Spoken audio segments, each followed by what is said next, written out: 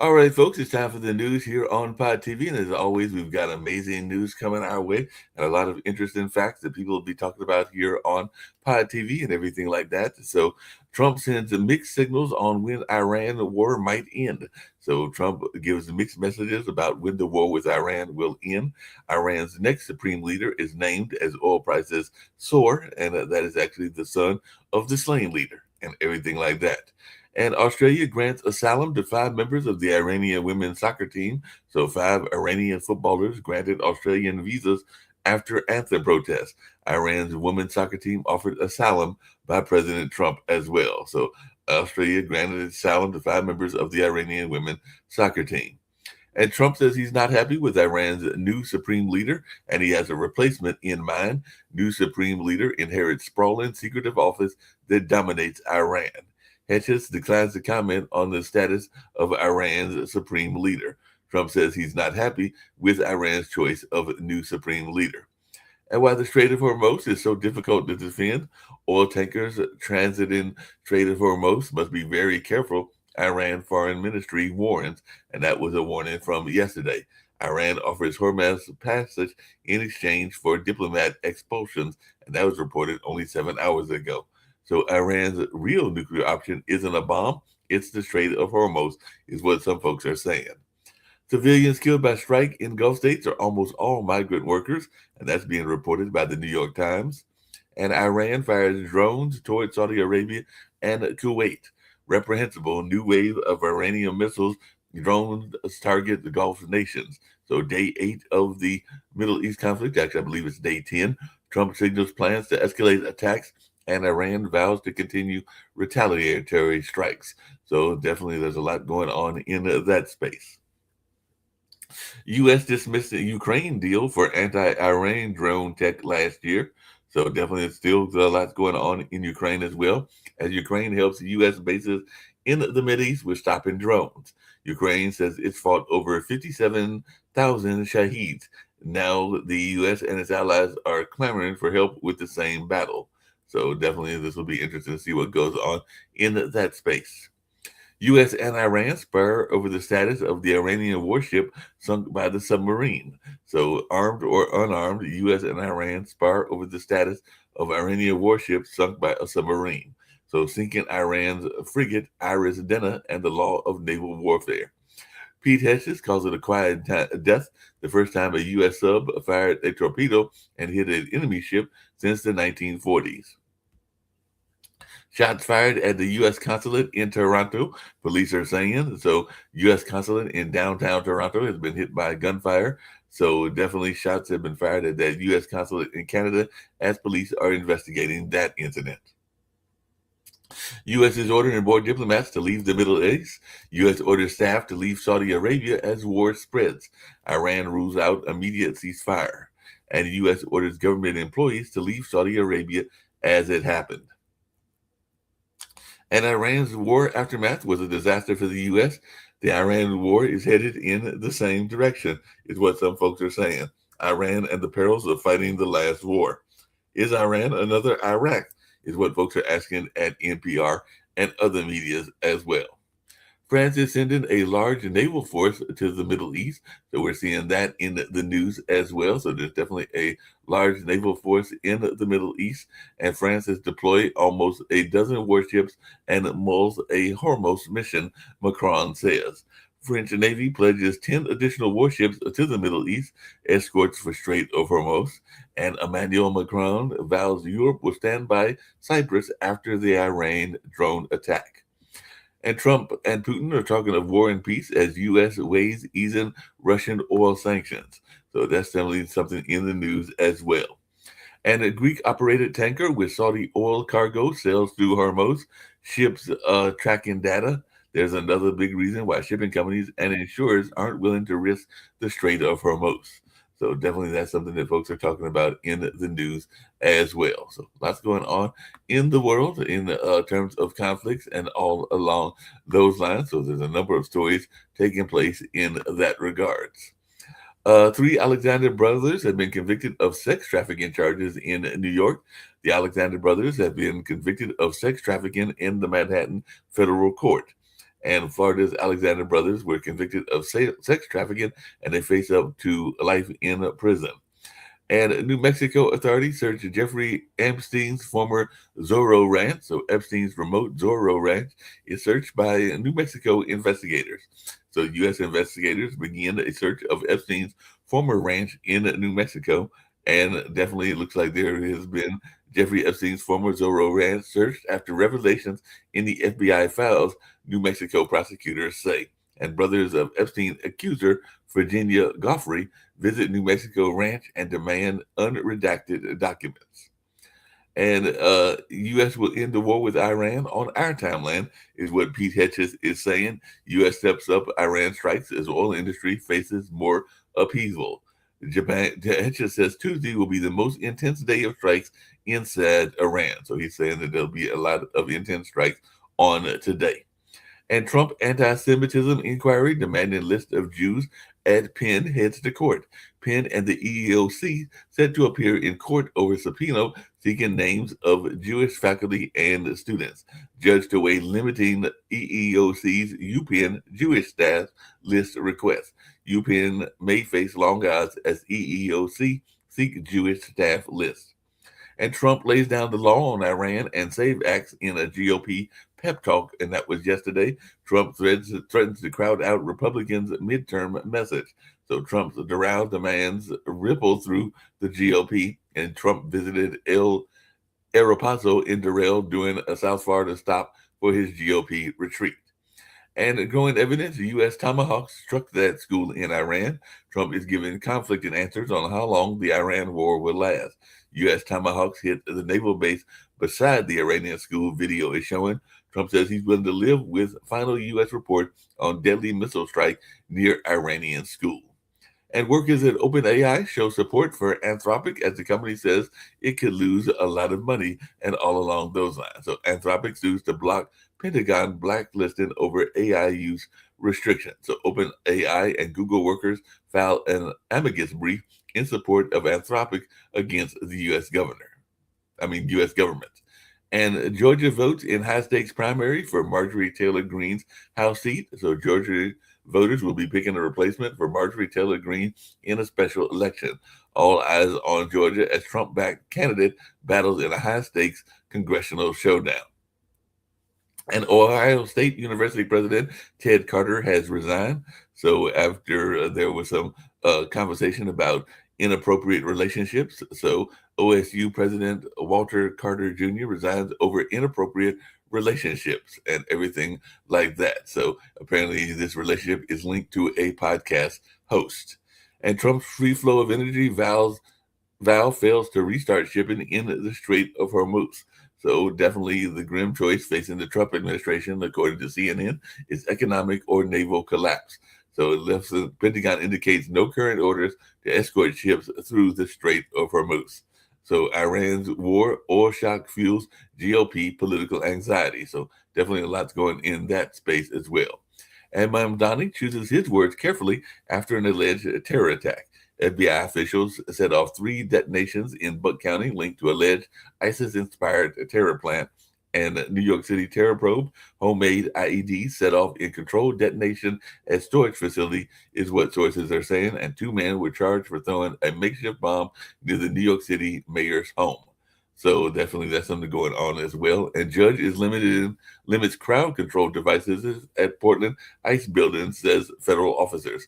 So judge extends limits on federal agents' use of tear gas against Portland protesters. So federal judge hands the DHS another court loss and extends tear gas restrictions at ICE facilities.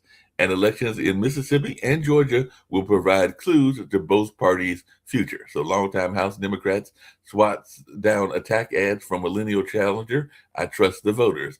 And the latest generational test for Democrats, a House race in Mississippi. So here to bring in some of my folks, see what they've got to say. I see I've got Rick Rosner, and I've actually got a question for him. And I also see I've got Nick Palmeda, who may be joining us in a little bit as well. But Rick, there was a major story that came down the pike that doesn't have to do with war and everything like that. But I want to hear what you've heard about this. But there was a major antitrust suit that had gone on, and apparently there is an agreement that has been made between Live Nation and others in terms of a mistrial. But I know that there are some I people. haven't seen much on that, except that the Live Nation got a sweetheart deal. Yeah, sounds like they got a sweetheart. They're getting off easy. They don't have to pay back, the billions of bucks that they kind of scammed away from people trying to buy concert tickets. Yeah, those tickets will still probably cost, even though they're talking about some things that they will do to alleviate some of those costs, including, I think, some third-party ticketing. I'm going to bring in our legal experts. It's got Nick with me and everything. So, Nick, what have you been hearing about this Live Nation case and everything like that? Because I know that there's been, even on this show, conversations about monopolies, and it seems like if you own the venue, the ticketing system, which is Ticketmaster, and you own the act, you've got a monopoly, and it doesn't seem like they have broke up that monopoly. But there are various state attorney generals, including the state attorney general from North Carolina, that are demanding a mistrial and want to bring the suit back so that a better deal can be made and everything like that. So what are you hearing about this, and what is your take on this? Is my voice coming through okay? Yes, it is. Okay. I haven't followed the case, Mark. I mean, I'm somewhat familiar with antitrust law because I took it in law school, but it wasn't a big thing because it was, it's really difficult to win those cases.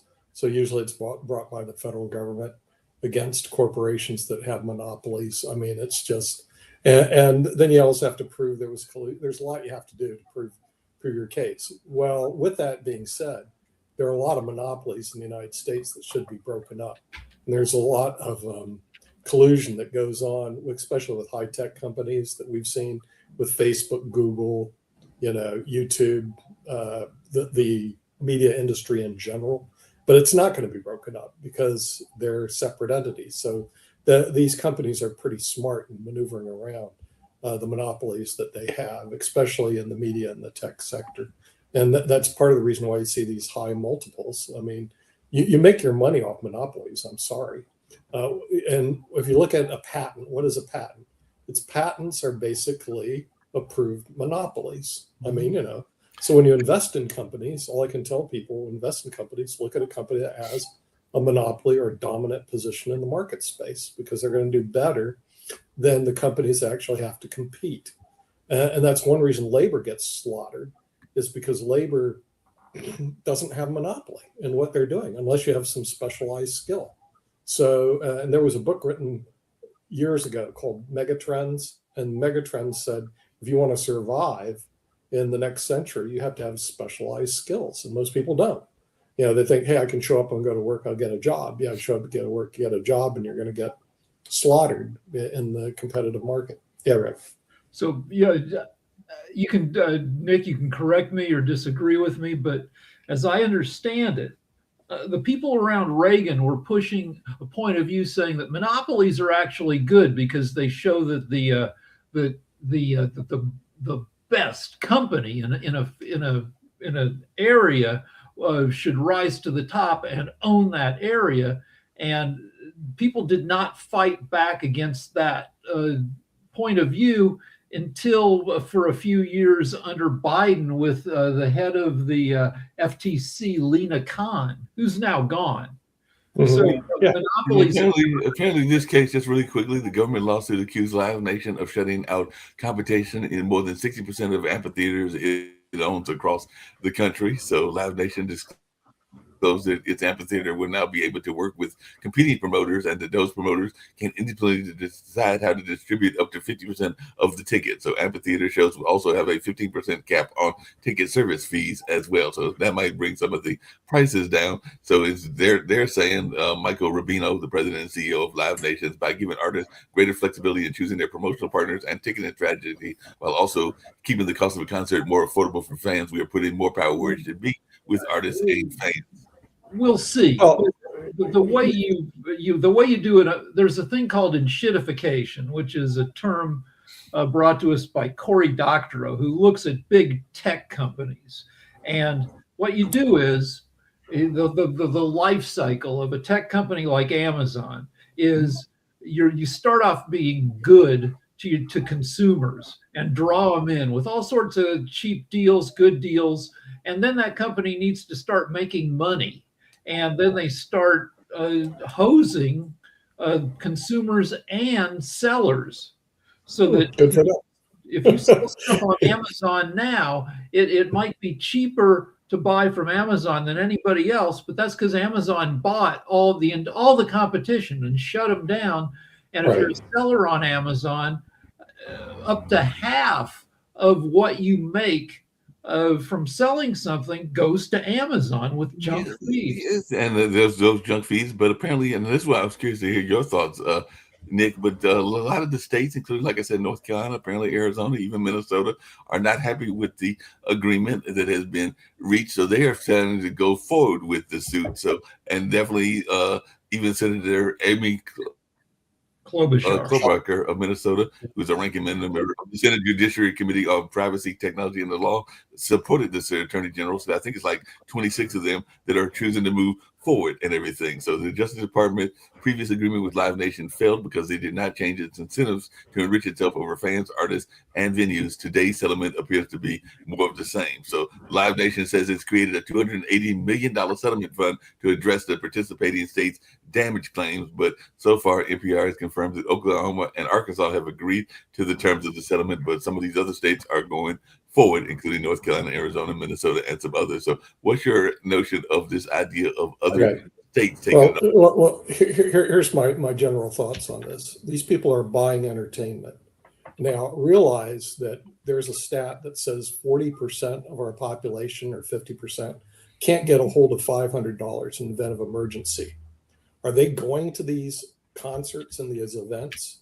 See, this is where the problem really stems. It stems from the basics, that they have not been provided financial education. Let me tell you what you do. You don't go to those events. You basically vote with your money. But unfortunately, they weren't given that education. Oh, I've got to go see XYZ in concert. And so they throw away, what, $400 on a 3-hour event? It's what they call stupid money and stupid people. So they're doing something stupid. So who's taking advantage of them? The large companies, of course. But where I think talk about putting financial education into the system, because I tell you what, I wouldn't go, and I can easily afford to go to those things. But Mark, when somebody hits $300 or $400, I just go, there's no value. You can't get the value out of it. And these people are not given basic financial education to walk with their feet. I would argue that a lot of concert consumers, like say Swifties, Taylor Swift fans, she probably goes out on tour. She probably goes out on tour. Like she probably comes to your city like once every 3 years. And so if you're a Swiftie, you save your money for 2-3 years, and you go to one concert every few years. You don't have much money, but you buy a cheap ticket that'll run you $150, which is not cheap, but it's cheaper than and you're way far away. You're up in the and yeah, right. You get a nosebleed seat for $150. But see, this is where I'm going. You've got to start bringing basic money grubbing principles into our schools and financial education, because even when I go to events, I look at $150. I got to see I've got enough value for that $150. See, that we're attacking the symptoms of the problem, but not the cause. And the cause is a lack of financial education.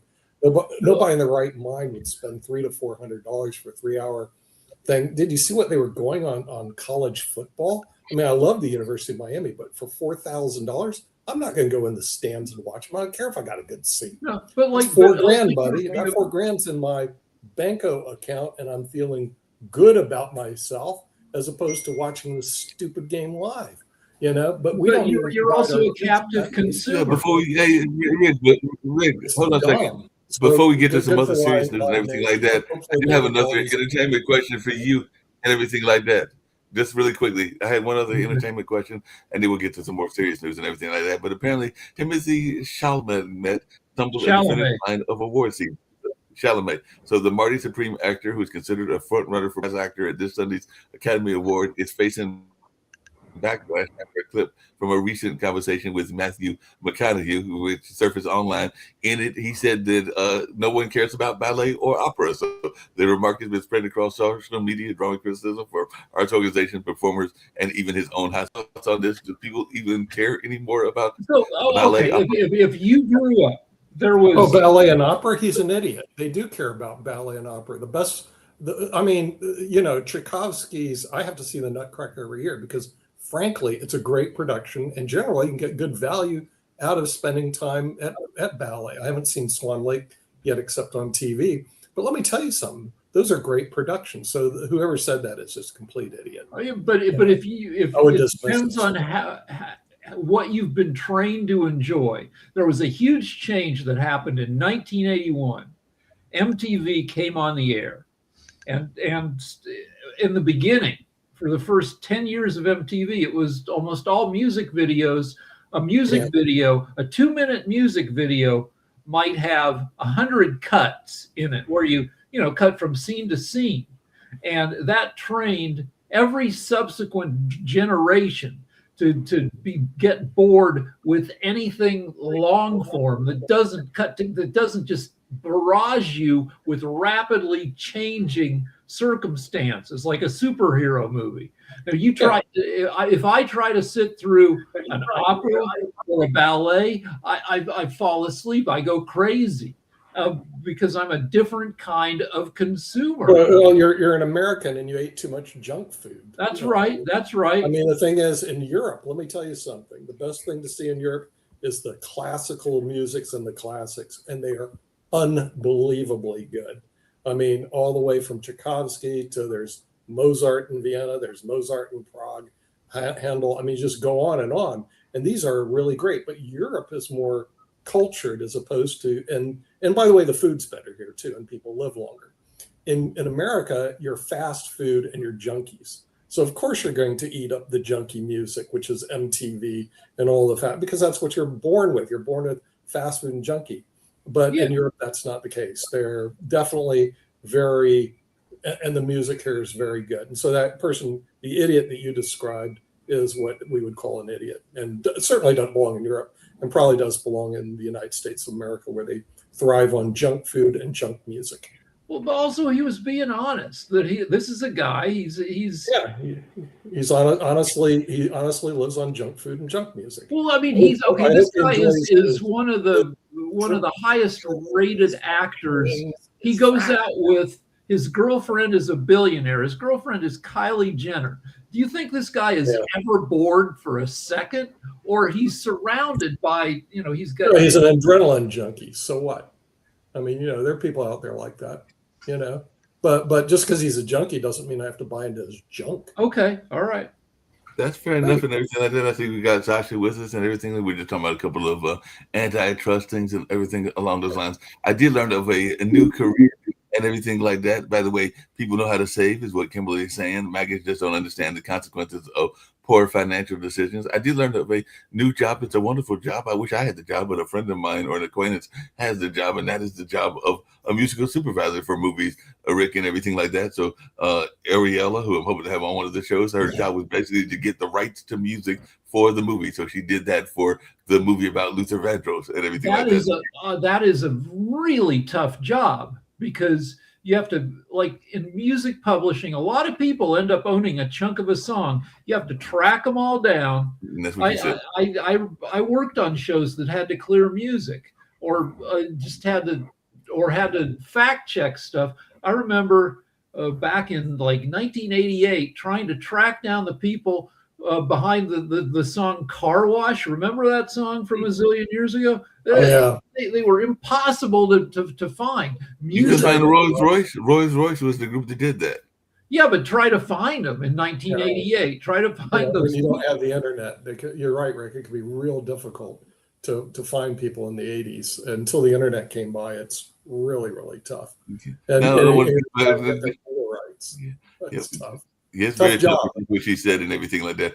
Sasha, really quickly, getting back to some more serious news and all along those lines. I know you got the Ukraine show coming up, so we'll deal with that later. But what is your take? Because apparently today is going to be a day of intense firing on Iran, is what President Trump said. And I did hear a couple of his press conferences, and he was definitely out on the news talking about what he's going to be doing and everything like that. So he's saying, I guess today is going to be a day of reckoning with even more intense firing on Iran. And I guess that they are possibly going to have some ships go through the Strait of Hormuz, which I know you mentioned is a vital thing to happen if we're going to have the oil prices come down. But what is your take on Trump and his first press conference? Because he had his first press conference yesterday, and he said the war will be ending soon, even though a lot of people are thinking that this is wishful thinking on his part. So what is your take on what's going on with the war?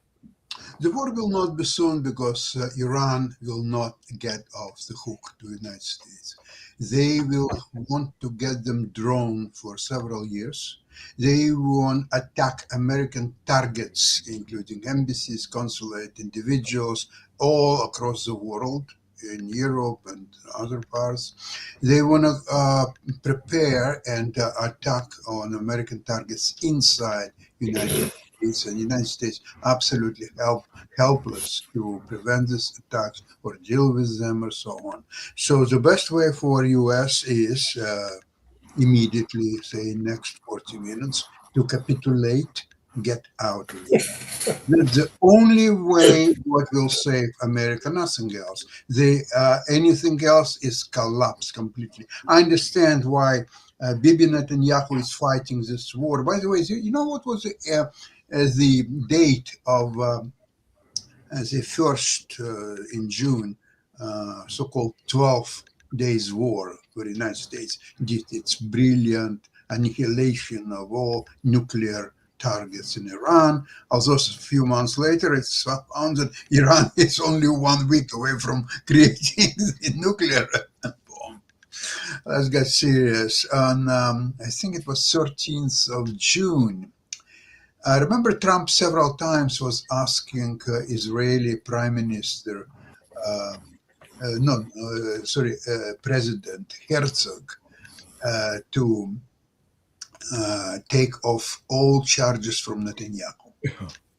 And he refused. So on 13th of June, there was a first day of testimony, of personal testimony of Bibi Netanyahu in Israeli court. Oh, guess what? On 13th of June, it was the start of later mentioned the 12 days war, where the U.S. participated with great pleasure. So that definitely derailed the Netanyahu testimonies. But as you know, the time goes by and eventually the new testimony was scheduled or so on. So on December 29th, Bibi Netanyahu was in the United States, following which Donald Trump asked Herzog to remove all the charges from Netanyahu. It hasn't happened. So what's happened next? There was an attack on Iran exactly the same time as he would have to start his testimonies. No, he didn't, because there was another war with Iran, with American participation. So go and figure out how Bibi Netanyahu, so talented that he can manipulate Trump, starting the war or participating in the wars, which needed only by Netanyahu. America has nothing to do with these wars in June of last year or now.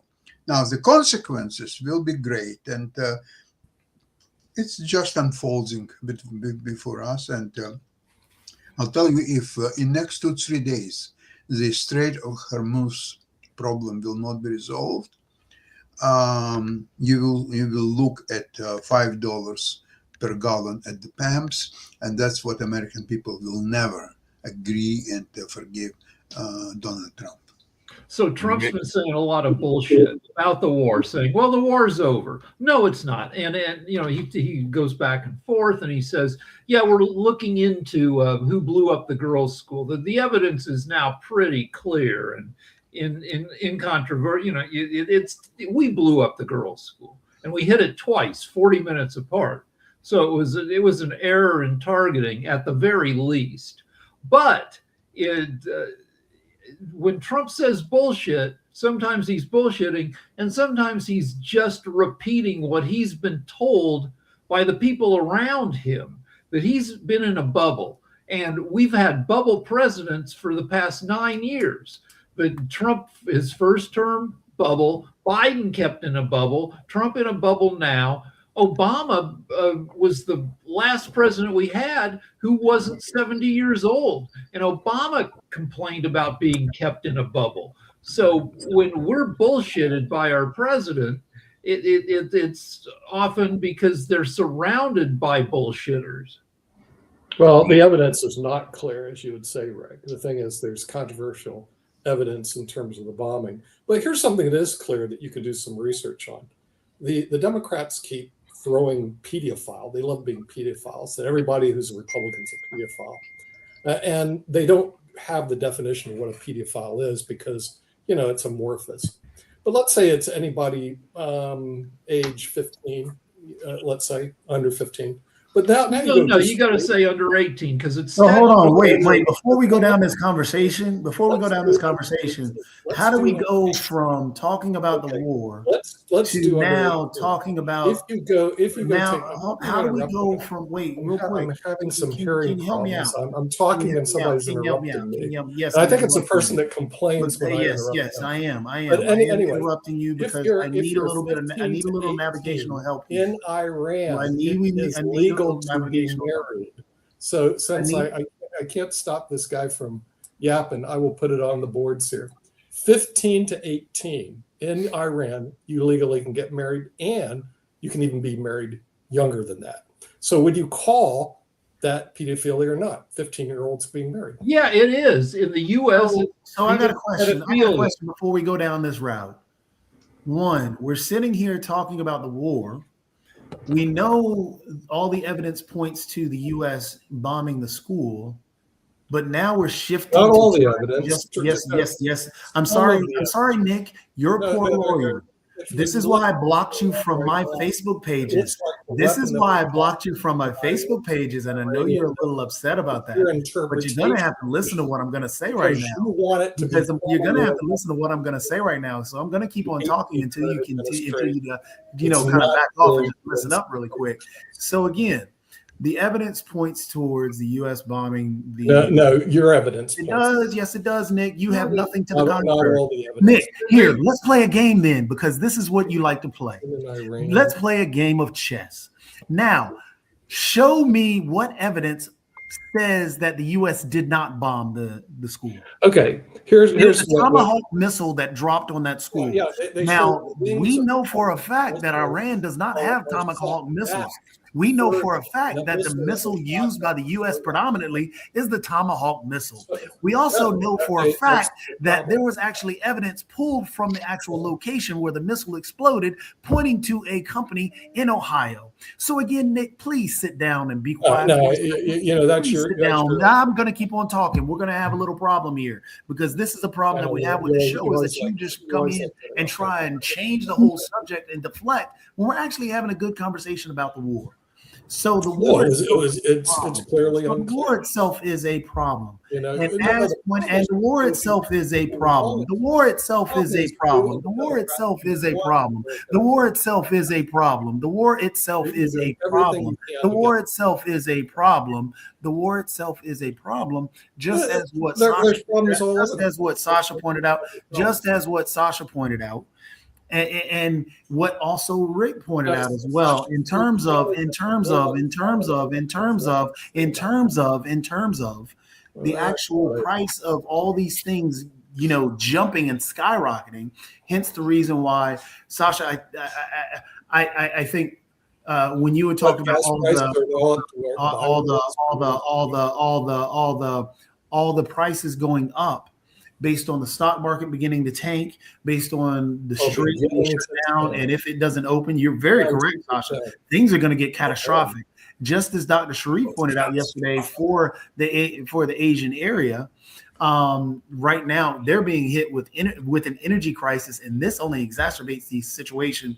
And we're not talking about we're talking about the actual areas that are also affected in all of Asia, which are also supposedly our partners in that area. So with that market dropping, and that's the tech industry, and if that tech industry with AI and everything else really tanks, because Sasha, correct me if I'm wrong, that's where a lot of the stock market, or what is it, the S&P or the NASDAQ, one of them is based heavily on those. And if those both NASDAQ 100 and S&P 500, they're all heavily based on. It used to be Magnificent Seven, so now it's. You guys are acting if the sky's falling, but look, I invest in the stock market. Now you can tell we don't care what you invest in, because you just told us that you didn't care about the kids being killed, and you wanted to talk about pedophilia. The thing is, no, you guys are making conclusory or allegations, and they're not conclusory, but they're definitely allegations. No. And part of it is you're wired to make sure that the administration in America fails, because you're wrong with the progressives. Okay, so the sky is falling because that's the progressive hopes. America will be defeated because that's the progressive hopes. In reality, it's not happening. And then now all of a sudden we're like confronted. Oh no, we're not losing the war. Oh no, the sky isn't falling. Oh no, the stock market didn't plummet 37%. It plummeted 2.5%, but I want it to plummet 30% because I'm a progressive. Incorrect. Okay, why don't you just go admit you want incorrect? America to fail? Just say it, Jatovi. Say you would love to see America fail. Just say incorrect. No, we all want the U.S. to succeed, Nick. The problem is we all should be able to criticize and point out where there are flaws and there are problems happening. And unlike you, who wants to sit here and defend everything and try and deflect to everything, when we point out a situation that there is a problem, gas prices are up higher now than when Trump took office. Yeah, but which means there is listen to what I'm saying. Listen to what I'm saying. Now, it is a fact that they are higher, and we are at a war of choice. We did not have to do this war. There was no obligation for us to do this. There was no imminent threat. We actually had a deal on the table based on Oman actually coming out, who were the mediators of the situation. Trump tore it up, and we went to war. We had a nuclear deal that was on the table back in 2015. 2016 comes into play, and guess who comes in and tears up that deal? That was Trump. So we're at this situation because Trump made poor decisions, and he's shooting from the hip, trying to figure out what to do. He actually, we're supposed to be helping Ukraine. Russia is attacking Ukraine. We put sanctions on Russia, but now due to the war that he's making up on the spot, we're having to relieve those sanctions so Russia can sell oil to the places that we cannot get the oil to based on the situation. Here's a new story. Here's a new war story. So Ukraine, which makes 10,000 cheap drones a day, offered to share their drone technology with us so that we would have drone superiority in this war. And Hegseth turned them down. He turned up his nose at Ukraine because they don't like Ukraine, even though Ukraine is now the world leader in pumping out a shit ton of drones. Not only that, Ukraine is now producing its own missiles and a lot of other ammunition that at least equals and very often exceeds American products. For example, their latest missiles exceed about all parameters Tomahawk missiles. So nobody needs any more Tomahawk missiles. Put them there in your ass. Nobody needs them anymore. Ukraine will sell its missiles around the world, and drones, and a lot of other stuff, not United States. United States has to go home, put a strong border line and ammunition and people across Canadian border, across Mexican border, and stay there and fight possible invasion from either Canada or Mexico or both. That's what America has to do. Forget about Iran, forget about Europe, forget about everything, because you're not equipped to deal with these countries. You don't have enough knowledge in geography, in history, in your experience. Go and eat your hamburgers. You have nothing else to do. Listen to your rock and roll and soft music, and just get away from all these civilized countries, including Iran, by the way. I understand what Israel is fighting Iran. It's existential war for Israel because Iran for the last almost 50 years is threatening to level Israel and destroy Israel and so on. What U.S. has to deal with this region? There is no threats against U.S. It has nothing to do with where the U.S. is located and everything. Why now U.S.? Okay, Bibi Netanyahu is a very talented politician. He duped this Trump.